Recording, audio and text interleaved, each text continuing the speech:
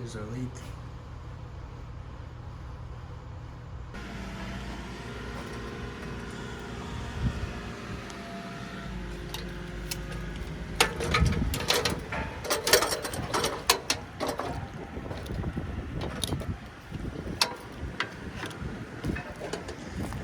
So you see here, this is a 2-layer roof.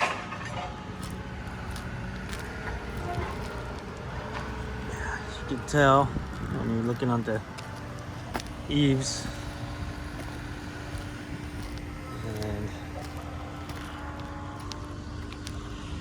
this is directly above the leak. Ridge vent is lifting, and also missing the plug. So I'm gonna put some fasteners in it. I don't have any extra plugs, but it's time for a new roof on this one anyways.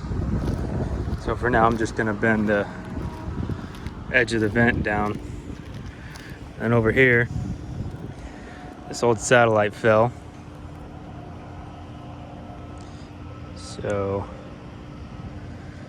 I'm gonna leave it alone, but I'm just gonna put some sealant in there, some tar. But yeah, this roof is also ready to be replaced.